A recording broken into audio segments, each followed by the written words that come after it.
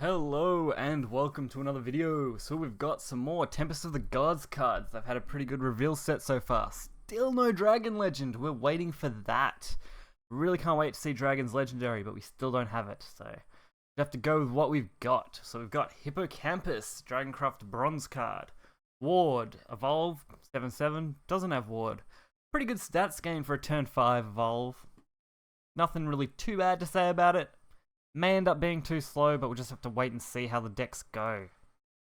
Next, legendary for Runecraft, Hulking Giant. It's an Earthright legendary, which is actually quite interesting, so we will be able to see some good synergy with the sigils. Fanfare, discard all Earth sigils from your hand and gain +2/+2 for each discarded card. Not be targeted by enemy spells and effects. Still be hit by AoE, which is still a big problem.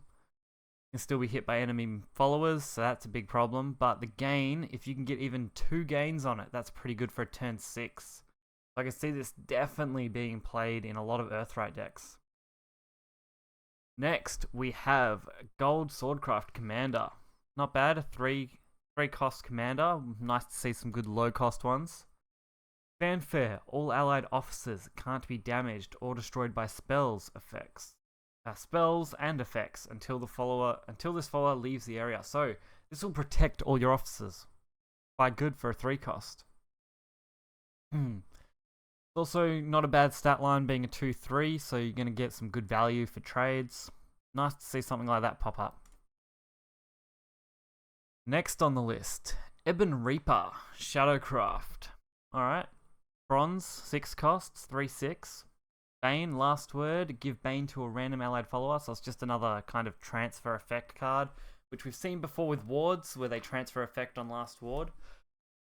So, not too bad. Stat line is actually pretty okay, especially if you're going for the Evolve early on, so you can go for a good trade. Don't know if it'll see too much play, but it's another card, so you can't go wrong with that. Now, the card that I'm pretty excited for personally, the Gold Bloodcraft Amulet, Blood Moon. It's only a 3 cost, so a really low cost. It is a countdown 4, so if you play at turn 3, this thing should stick around till about turn 7. Vengeance is active even when your leader's defense is more than 10. If you create a Vengeance deck, you're going to get Vengeance plays all the way up and through. Just insane. I can't imagine the combinations. I'm sure you guys can, so leave those in the comments below if you've got some insane combos that you could pull off with Blood Moon. I'm sure we'll see some awesome decks come out of this card alone. Next, we've got the newly revealed Swordcraft Legendary. This is the second legendary for Swordcraft. Pretty interesting. Roland the Incorruptible. Amazing artwork. I absolutely love it. Definitely a card I want to get. It's a commander, so obviously good setup. 7 drop 4/5, stat line's a little bit lacking, but its effect well and truly makes up for that. It has Ward to start with, and then Fanfare, summon a Dandrel? I don't know. It's the bloody epic sword this thing has, I guess. The Incorruptible. If there isn't an allied of that card, obviously, in play. So now we get to take a look at what that card actually is. So, we've got Swordcraft Commander Legendary, obviously, and we've got the amulet that thing summons. So enemy followers, spells, and amulets can't deal more than 4 damage at a time. So, not going to affect aggro too much. Control, on the other hand, I think this will limit a lot. Not being able to deal more than 4 damage is pretty insane. It'll be interesting to see whether this card will be slow for a Swordcraft, or whether it will be able to fit into a control sword very well. But I think it will, and I think it will work. So it'll just be nice to see. Now we've got the next card, Rehab. Rehab? Wow. No, Rahab. Okay. Dragoncraft. 4 cost gold, 2/5 stats. Meh. Okay. Ward, at the end of your turn, gain +1/+0 for each remaining play point. So you play this turn 7, you've got a 5/5 for 4. That's actually not too bad. And it's a ward, so it does have that nice defensive layer, and if you do evolve it, you do get +2. I can see this being played in a control style deck pretty well. Dazzling Healer. Runecraft Bronze. 3 cost, 2/3. Fanfare, restore 0 defense to all allied followers. Spell boost, restore one more. Another spell boosting card. Rune, I just don't know what Craig Games is going to do. Rune is insane with the amount of cards it's got support-wise. This is going to open up doors to a full healing rune set now. So you're going to have a runecraft that's almost as good as Haven at healing with something like this. That's just insane. I can't imagine what rune's going to come out with. It's just, it's already good, and now they're just making it even better.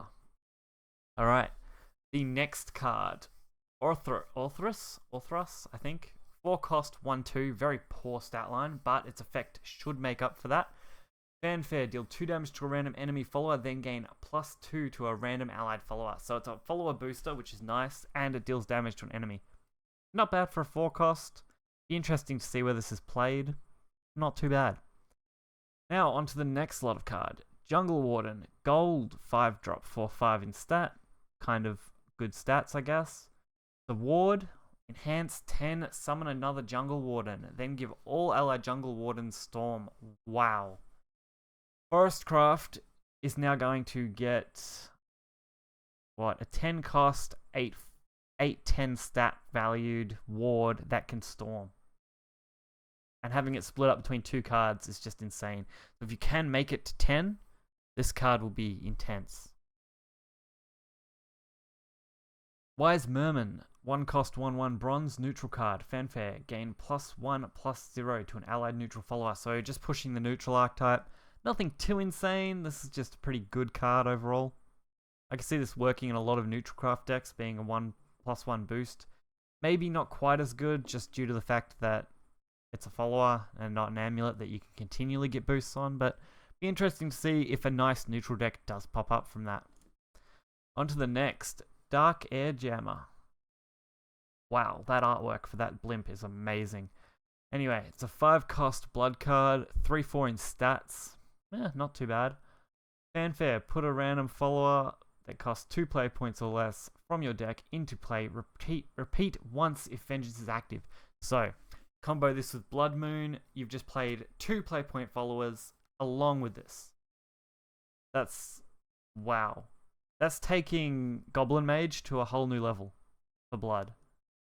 I just don't know what to say. You get 2 Vanias, you evolve one of the Vanias, you've now filled your board, you've got 2 extra damage, you've summoned a 4/3, you know. That's just could be an insane amount of value off that. Candelabra of Prayers, 3-crossed Havencraft Amulet. I love the artwork for some of these cards, especially things like this. Just look awesome. Anyway, whenever you play an amulet, subtract 1 from its countdown. Not too bad. I can see this working in most amulet decks. It's a pity it's a 3 cost and takes up board space. I think as a 2 cost, it could definitely have some more value and good synergy with things like Seraph. As you play this out a turn before, you'd be able to bring Seraph out pretty nicely. You can still do that, but I think just at 2 cost, it could work on turn 10, for example. So not a bad card. Maybe, I don't know. It's just that taking up that board slot. So you want a way to get rid of this later on in the game when you don't need it. But you definitely only want to play it on a full amulet game. So this could work really well in Stormhaven, actually, now I think about it. Be interesting to see other combos you could pull off with this. And that rounds up all the cards for today. So, this is awesome. We're getting some very interesting cards. I definitely want to see more things like this Sword Legend and the Rune Legend. I think the Blood card could almost have been a legend on its own with the way it is. If they had have made it maybe even a 6 countdown and made this a legendary card, that would have been insanely broken, but it would have been interesting. Either way, I hope you guys did enjoy this video. If you did, you know to hit that like button and subscribe and check out my other card reviews. We will be having one big card reveal right before the launch, obviously, so that would be awesome.